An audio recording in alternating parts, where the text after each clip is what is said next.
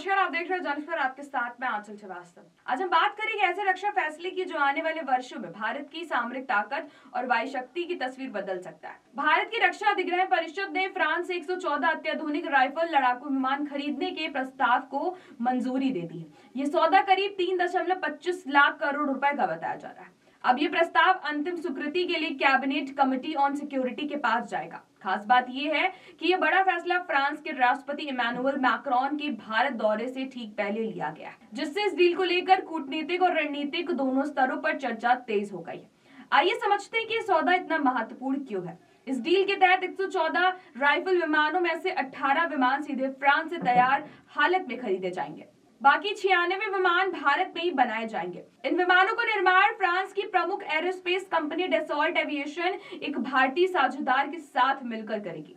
हाल ही में कंपनी ने Dassault Reliance aerospace limited में अपनी हिस्सेदारी बढ़ाकर 91% कर ली है, जिससे ये संकेत मिलता है कि उत्पादन और तकनीक हस्तांतरण की प्रक्रिया को तेज किया जाएगा। ये सौदा मेक इन इंडिया पहल के तहत किया जा रहा है, जिससे भारत में रक्षा उत्पादन को मजबूती मिलेगी। टेक्नोलॉजी ट्रांसफर के बाद इन विमानों में 55 से 60% तक स्वदेशी कंटेंट होने की उम्मीद है। इसका मतलब है कि न सिर्फ विमान भारत में बनेंगे, बल्कि उसमें भारतीय हथियार, मिसाइलें, गोला बारूद भी एकीकृत किए जाएंगे। साथ ही सुरक्षा डेटा लिंक और भारतीय रडार सिस्टम से जुड़ने की क्षमता भी दी जाएगी।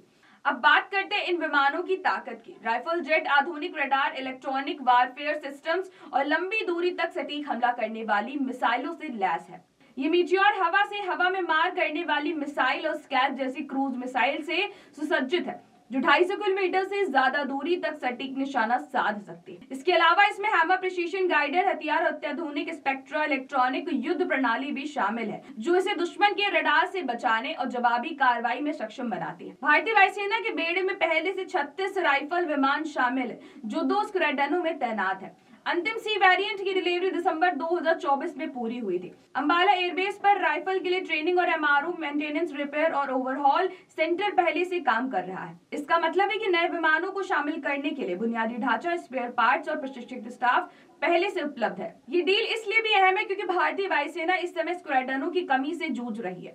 वर्तमान में वायुसेना के पास करीब 29 स्क्वाड्रन है, जबकि जरूरत 42 की है। पुराने लड़ाकू विमान रिटायर हो रहे हैं और सीमाओं पर बढ़ती चुनौतियों के बीच अत्याधुनिक और मल्टी रोल फाइटर जेट की आवश्यकता लगातार महसूस की जा रही है। ऐसे में 114 अतिरिक्त राइफल विमानों की मांग सितंबर 2025 में रक्षा मंत्रालय को भेजी गई थी। रक्षा बजट के संदर्भ में भी ये सौदा महत्वपूर्ण है। केंद्रीय बजट 2026-27 में रक्षा मंत्रालय को 7.8 लाख करोड़ रुपए आवंटित किए गए हैं। आधुनिकीकरण के लिए निर्धारित राशि में से बड़ा हिस्सा पूंजीगत खरीद पर खर्च किया जाएगा। ये पिछले वित्त वर्ष की तुलना में उल्लेखनीय बढ़ोतरी है। रक्षा अधिग्रहण परिषद, जिसकी अध्यक्षता रक्षा मंत्री राजनाथ सिंह करते हैं, उन्होंने इस डील के साथ साथ कम्बैट मिसाइलों और हाई एल्टीट्यूड स्वेडल सैटेलाइट के प्रस्तावों को भी मंजूरी दे दी है। कुल मिलाकर इन सभी सौदों की कीमत लगभग 3.60 लाख करोड़ रुपए बताई जा रही।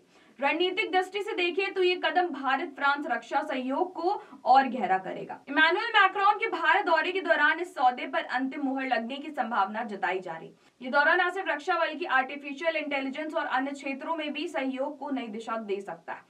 तो कुल मिलाकर 114 राइफल विमानों की ये डील भारतीय वायुसेना की ताकत बढ़ाने, स्वदेशी रक्षा उत्पादन को प्रोत्साहित करने और भारत की सामरिक स्थिति को मजबूत करने की दिशा में एक बड़ा कदम मानी जा रही है।